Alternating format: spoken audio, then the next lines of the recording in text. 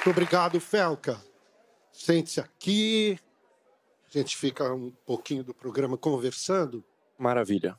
Há quanto tempo você, pelo que eu li, você aos 12 anos de idade resolveu ser um protagonista na internet, mas daí seus pais falaram não, é isso? Começou assim. Com 12 anos de idade, eu comecei a produzir conteúdo, mas naquela época eu era criança, não sabia nada das coisas, como que funciona, né? E naquele momento, eu contei para meus pais, e meus pais falaram: muito bacana o que você está fazendo, apoio, mas ainda é muito cedo. Eu acho que tem que esperar um pouquinho de tempo mais, você amadurecer. Esse ambiente que você está entrando, talvez você não entenda tudo. Na minha cabeça de criança, pré-adolescente ali, eu fiquei, não entendi, fiquei meio revoltado por um tempo. Nossa, por que meus pais estão me proibindo? Hoje, quando eu olho para trás, eu entendo muito bem e eu agradeço meus pais. E aí você voltou com que idade a produzir? Com Felca, que é o canal que eu cresci na internet, que eu fiquei conhecido, foi em 2019 que eu publiquei o primeiro vídeo. Publiquei o primeiro vídeo, era vídeos de humor, num tom bastante humorístico, mas tinha já um tonzinho de crítica. Eu sempre gosto de colocar... Hoje meus vídeos são muito críticos, e com muito humor também, e eu sempre gosto de colocar crítica inserida no humor. E tem funcionado. Aos poucos, meus vídeos têm ficado mais críticos, ainda mantenho humor, mas têm ficado mais críticos. E hoje eu tô aí, né? Agora, hoje, houve uma explosão, não é? De visualizações, de compartilhamentos. Até aquele momento, há poucos dias atrás, antes do documentário, quantas pessoas faziam parte dos seus canais? Eu tinha... se for contar em todas as redes sociais, daria talvez 15 milhões a 20 milhões. Eu tinha... Na rede social principal, eu tinha 8,8 milhões. E hoje? Hoje, na rede social principal, que eu tinha 8,8 milhões, eu tenho 15 milhões,5 em 5 dias. Foram mais de 7 milhões de seguidores aí em 5 dias e crescendo. O teu vídeo repercutiu muito. Ele repercutiu pela história, né? Através das pesquisas e das denúncias que você fez, mas ele repercutiu também junto ao comportamento das pessoas. Eu acho que as pessoas começaram a refletir mais, e eu já vi vários vídeos de mães falando: eu não devia ter exposto tanto meu filho, apesar de nem ser uma exposição, vamos chamar assim, delicada ou sensual. Que reflexão você começou a trazer para a gente a respeito disso? Eu creio que esse é o ponto mais importante mesmo do vídeo, e você falou sobre ter chegado nas pessoas, e foi isso que eu observei mesmo. Me mandaram fotos, por exemplo, Serginho, de pessoas assistindo o meu vídeo na horizontal, que é uma coisa muito difícil nos dias de hoje, as pessoas estão consumindo todos na vertical, assistindo no ônibus o meu vídeo, no metrô. Eu fico muito feliz porque não é sobre mim, não é sobre eu como pessoa. É sobre a causa mesmo. Essas crianças, essas contas de perfis de crianças estão sendo utilizadas para promover trocas de pornografia infantil. Isso é muito sério. Isso é muito sério. É um assunto muito delicado, é um assunto aversivo de ser falado, é um assunto que causa repulsa, mas ele tem que ser falado. Infelizmente, é um assunto que acontece em pequena e grande escala, de forma menos ou mais problemática. Acontece desde uma exposição, desde uma adultização, crianças se portando como adultos, até crianças sendo sexualizadas de fato, né? É doentio. É doentio, é completamente doentio. É muito importante a gente falar sobre isso. E eu observei que esse movimento na internet de crianças produzindo conteúdo, e o público, ele era dividido. Ele tinha outras crianças consumindo, alguns pais consumindo, mas ele tinha naquele público também, isso é muito sério, pedófilos. Tinha pedófilos consumindo aquele conteúdo. E era um conteúdo, Serginho, que se eu mostrasse pra você, sem dar o contexto, você ia falar que era um conteúdo inocente. Era uma criança brincando, era uma criança se divertindo ali com as amigas, mas existiam pedófilos, desculpa dizer, eu sei que é forte, cantando aquelas crianças. E daí você vê aquilo, você vai vendo aquele movimento, você vai vendo acontecendo, e você vai vendo pessoas que produzem conteúdo suas crianças, pessoas que às vezes adultizam propositalmente a criança. Se você não sente uma indignação, você não é um ser humano. E eu senti uma indignação, tinha um público e falei. Simplesmente liguei a câmera, na minha simplicidade, o estúdio que você vê branco lá, o estúdio contratado, é o meu quarto. É o meu quarto, é a minha câmera ali que eu liguei, falei.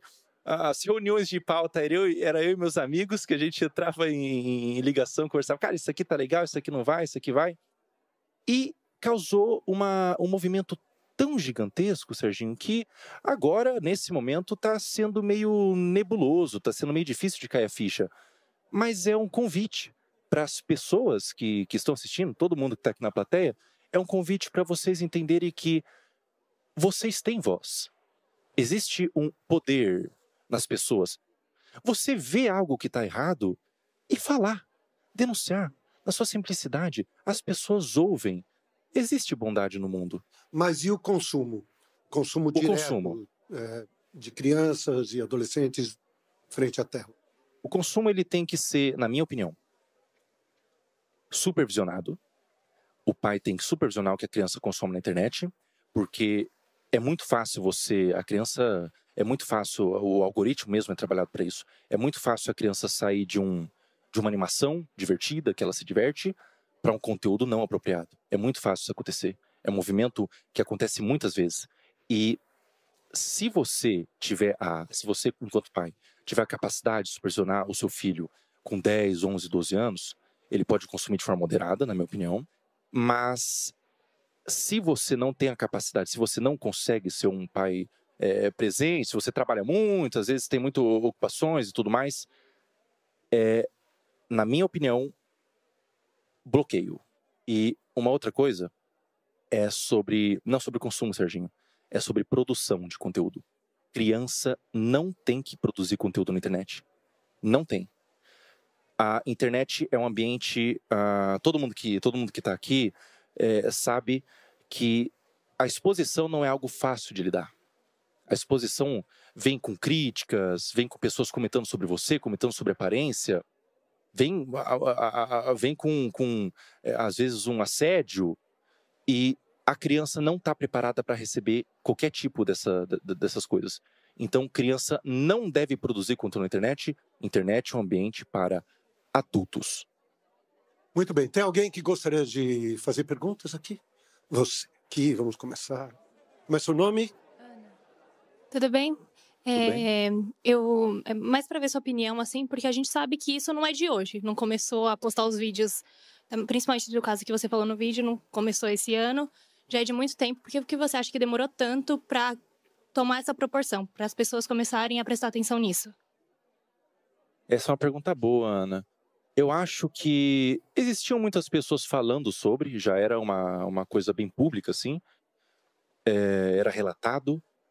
Eu acho que talvez faltou uma mobilização mais numerosa mesmo. Eu acho que foi uma questão de alcance que atingiu.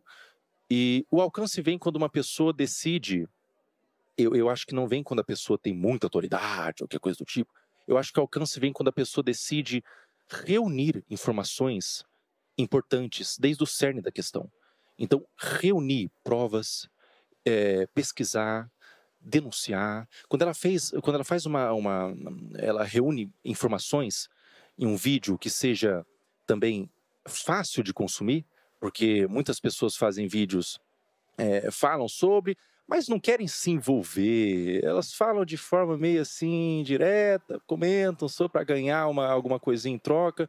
Quando a pessoa decide colocar a cara mesmo, não é sobre a autoridade da pessoa, é talvez sobre o ímpeto de realmente querer causar uma mudança. Eu acho que tem a ver com isso. Quem mais, por favor? Aqui, você. Fala, garoto. Como é seu nome? Opa, prazer. Meu nome é Lucas. Queria perguntar pro Felca o que foi mais difícil para você depois dessa denúncia que você fez através do documentário, se foi montar, editar o vídeo, juntar essas várias denúncias, né, que você juntou para fazer esse documentário, ou o que teve de repercussão, seja positiva ou negativa.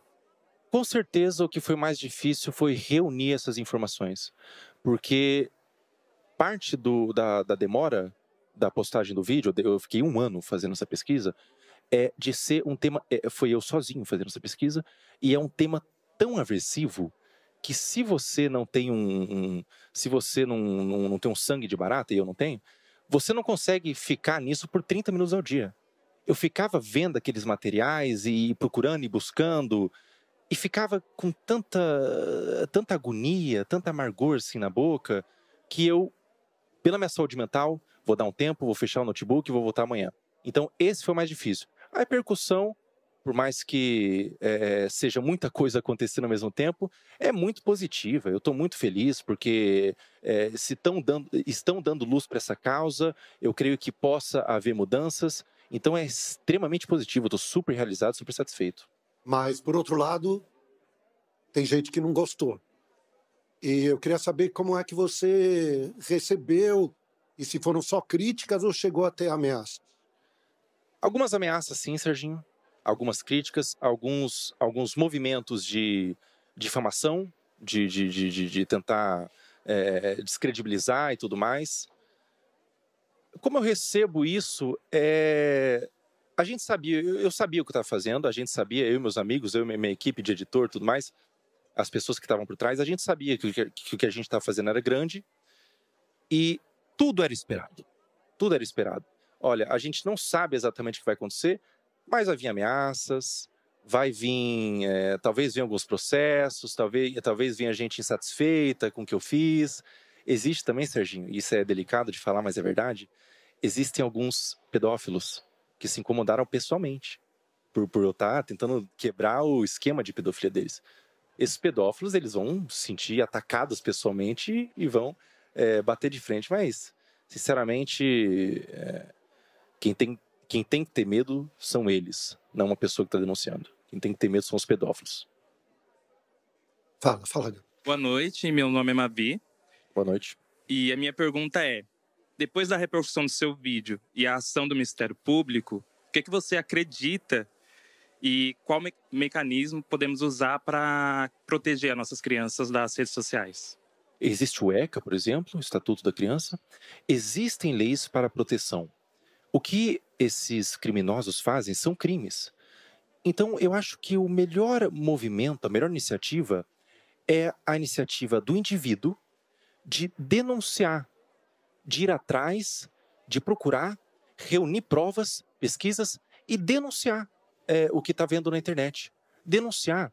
E, se tudo der certo, a gente consegue uma mudança no algoritmo para que esses conteúdos não sejam nem capazes de chegar no seu feed. Muito obrigado pela tua vinda Serginho. aqui, viu? Obrigado Mesmo. Parabéns pelo seu trabalho. Obrigado, Serginho. Obrigado, viu? Obrigado, viu? E até a próxima. Cadê o teu pessoal? Até a próxima. Cadê Levanta o pessoal? a mão aí, o pessoal do Tchau, Paola. Aqui, tchau, aqui. Fábio. Tchau, Aqui. Caco. Glória, Xamã. Acho que as pessoas estão muito impressionadas com a altura dele também. Quando ele entrou... E olha que eu tenho Pega esse quadro. 1,80m. Pega esse quadro. Não, eu tenho 1,80m. Tá baixinho, Sim. Serginho. Você tá muito baixinho. Obrigado, aplausos aqui. Obrigadão, por favor. obrigado.